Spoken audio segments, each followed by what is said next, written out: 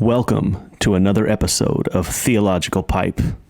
News, culture, sports, politics, and everything else from a theological perspective. It's all summed up in love. What should I do? Tell me. God is good. Give it to me, give it to me, give it to me, give me peace.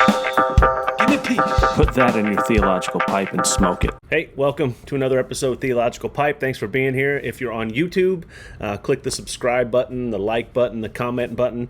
If you're on Apple or Google or Spotify or podcast, Pocket Cast, different platforms, I appreciate it. Just click subscribe.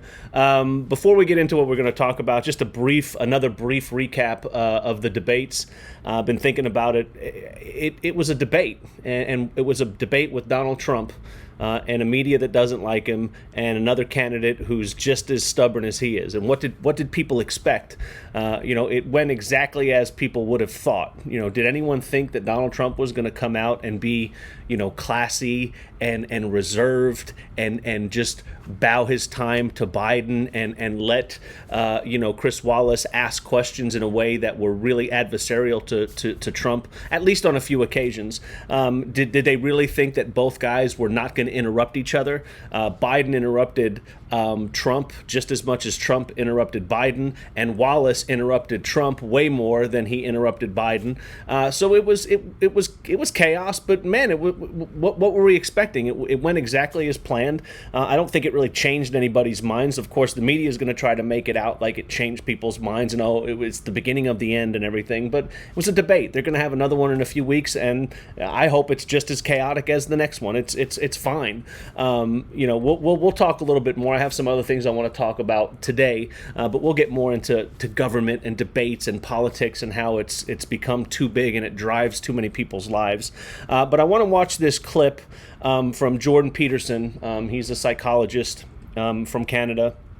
You might know him. If you don't know who he is, he's a psychologist that fought against Canada's law that was requiring him and others to use people's preferred pronouns. And it was a big thing where, some transgendered, a man who believed he was a woman would say, I want you to call me she, and the government was making it a law that you had to do that.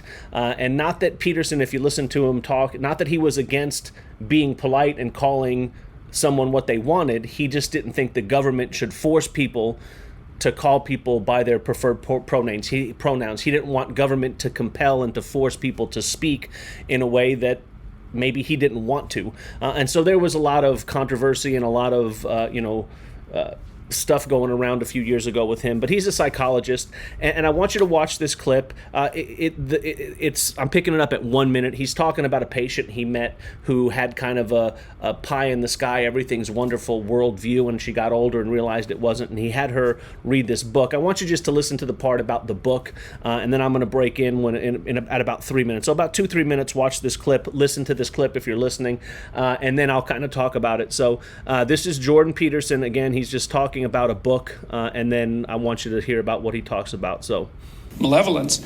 I had her read a book called Ordinary Men by Browning, and it's a study of these Polish policemen, German policemen who were sent to Poland after the Nazis had marched through Poland, and they were sent to police Poland, and they were, decent middle-class guys, essentially, most of whom had been hit maturity before Hitler had come to power, so they weren't indoctrinated Nazis, not like the Nazi youth types were.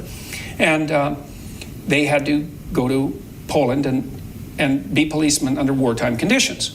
And they had a very humane commander.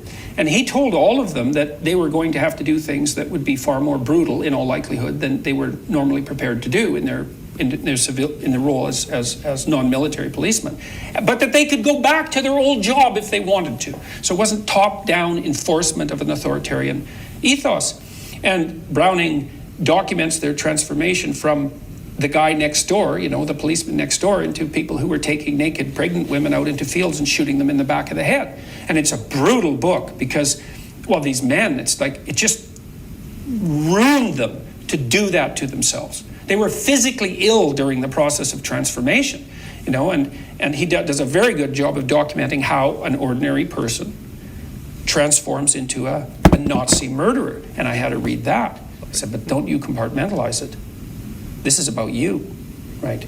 This isn't about someone else. When you read history, you think, well, that's about someone else. It's like, unless maybe you're a victim and you identify with the victims. It's a very rare person who reads history and identifies with the perpetrators. But unless you read history and identify with the perpetrators, then you don't understand history at all. And so who wants to understand that? And I get my students, I said, look, I've told them this for 30 years. Here's something you have to understand. If you were in Nazi Germany, the statistical probability is overwhelming that you would have been a perpetrator, right? You think you would have rescued Anne Frank. It's like, think again. Those people are very, very, very, very rare. They put their lives on the line to do that. They put their families' lives on the line to do that. You think you're one of those people? Really? It's like that. All that means is that you know nothing. You know nothing about yourself. You know nothing about people. You know nothing about politics or economics or history. It's a harsh lesson. But the truth about Germany. All right, so how do you like that for a little Thursday night thought? And I love what he says there. And I teach at churches or not sometimes. I have a church. I preach at churches and teach lessons. And I've kind of used this, not this Nazi Germany reference, but a different reference. But I've heard Peterson talk about this before. And what he's saying is when you look at history.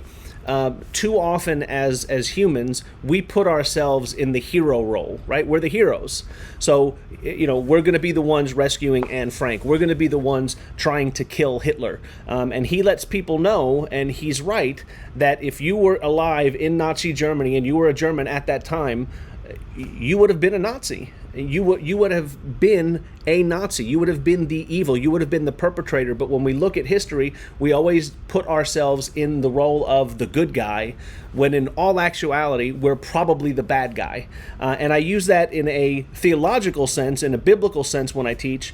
When we talk about the Bible, we need to be really careful when it comes to, again, history, biblically, currently.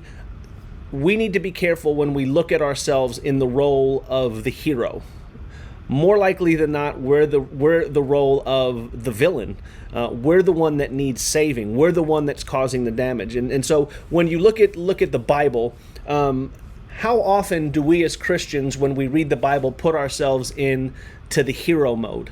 When we read the story of David and Goliath, we always think that we're David, right? We're going to be David. We're going to be the one that doesn't put on the armor of other soldiers. We put on what God has told us to put on, and we go out and we fight Goliath, and we slay Goliath with a sling and 5 stones. We kind of put ourselves in that hero mode, when in actuality, if you know the Bible, if you know history, if you know yourself, you're not David and you're not Goliath. You're the soldiers that are mocking David as he goes to fight David and Goliath.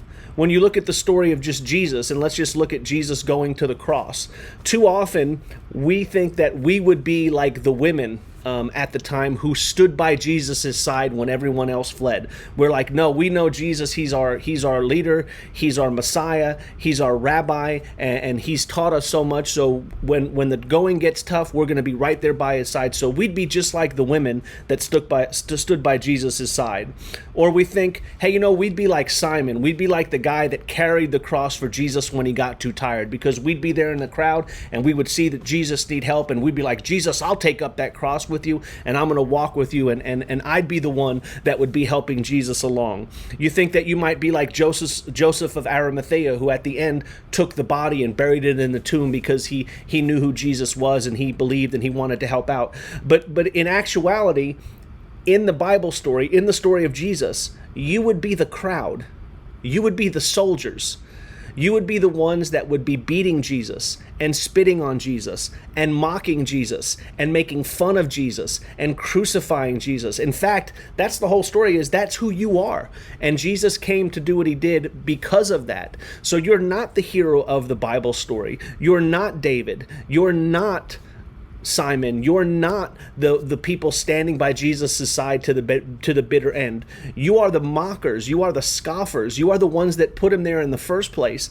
And I just like I don't want to say I like thinking about that, but I think that helps me to recognize the immense grace and love and mercy that God has shown me, because I know that's who I really am. If I really take a step back and look at myself and stack myself up against what I'm supposed to be and what I am, and yes, I've come a far way, I hope, but I've got a long way to go. We all have.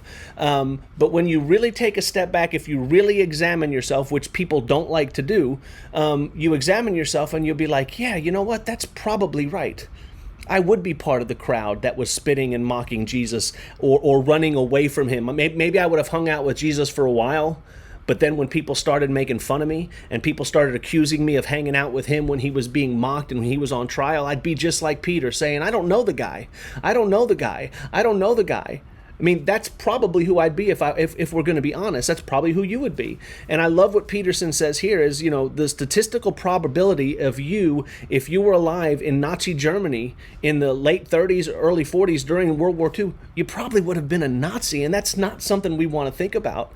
And when we think about that, it's amazing because it shows, again, the immense grace and the immense love that God has for us, that despite us, despite who we are, despite our capacity for evil, he still loves us. He still offers us grace and mercy. And I even question sometimes, because sometimes I think I'm on the right side of some event or some issue, or you hear that phrase now, are you on the right side of history, which I don't like, but you always think that, okay, I'm on the right side of this issue, of this event, of what's going on. I'm on the right side, so I'm right. And there's a good quote that Nietzsche had, Friedrich Nietzsche, and he says this, he says, beware that when fighting monsters. So you're on the good side. There's monsters out there, and you're fighting them. He says, beware that when fighting monsters, you yourself do not become a monster. For when you gaze long into the abyss gazes also into you. And it's just a warning. Nietzsche wasn't even a Christian. He wasn't even a believer. But he was letting people know that you need to be careful, that even when you think you're doing right, even when you're fighting the monster, you need to be careful, because you'll become a monster yourself. And we see that happening all the time. We see that in society today, that people that have great intentions and maybe even started out with good hearts, like, I'm going to do something good here. I'm going to go fight against injustice. And when they fight against injustice, they cause injustice to other people and then justify it to say that, well, this person had injustice against them, so my injustice against this person is justified because... And it just becomes, and you become the monster that you were trying to fight in the beginning, which is what this book that Peterson talked about when just normal guys went and started doing things in Germany and in Poland, and the next thing you know, they became monsters. And we need to be careful, number one, that we don't put ourselves into the hero mode and think that we're the hero. And number two, when we are on the right side of history, when we are on the right side of an issue, be careful the way you treat people, the way you act, the way you interact with people, because you will become a monster yourself. And again, you can see that on just pick an issue and pick both sides, and you have monsters on both sides. And I just thought that was interesting. I was watching this interview. I was thinking about that before, like, he's probably right. I would be a Nazi if I was in Germany. And you know what? I know that if I was in Jesus's time, I would have been one of the mockers. I would have been one of the soldiers beating him. Or maybe I would have been a follower of Jesus, but when the going got tough, and when my livelihood was threatened, or my people were mocking me and making fun of me, the crowd, society was shunning me, there's a really, really, really, really, really good chance I would have been the one that say, I don't even know the man. And so whenever I think about those things and think about myself I like to think that I'm a good guy and I got all, I'm cool and I'm calm and I'm collective and I'm funny and people like me, and that's great. And I strive for that. I strive to be well liked and loved, and I want to love other people. But when I take a step back and really look at it, I recognize that I need grace and I need mercy and I need peace and I need love from Jesus and from God every single day, and that's not going to change until he comes back. So maybe that's just a theological pipe moment to think about for a minute. And I don't know if it's really a juxtaposition against the debates and where we're at now and how I could have kept talking about politics. But I think, again, we need to be careful when we take sides politically, when we take sides on issues, we need to be careful that we don't become the monsters that we think that we're fighting against, because in actuality, we need help and grace just as much as anybody else. So maybe that's your theological pipe moment. Sorry earlier when you heard a sound, I dropped my phone on the thing. I was looking at my notes. But again, I always, or most of the time, try to end this with a thing that says, just be nice. Be nice. Be nice to the people who think like you, and be nice to the people who don't think like you. Don't become the monster that you're fighting against. Don't become like them. And right now you're saying, ooh, yeah, I don't want to be like those nasty Trump supporters. Or you're thinking, ooh, yeah, I don't want to be like those nasty Democrat, Black Lives Matter Antifa supporters. Stop. You just are now moving into that monster category that you're trying not to be. Just be nice. Love each other. We all deserve grace and mercy. We all need it. And we're going to need people that are nice and people that are loving and gracious and kind over the next few weeks as we come closer to the election. So, I've said before, keep praying, pray for the country, pray for this election as we move forward, and pray for cooler heads to prevail, pray for the media to be better, pray for the politicians to be better. But again, show grace, show mercy, and be careful that you don't elevate yourself to some high status to think that you're the hero, because more likely you are not going to be the hero, and you run the risk of becoming the monster that you're trying not to become, and we all need grace and mercy. So put that in your theological pipe and smoke it. Just be nice, and we'll see you next time. Well, bye.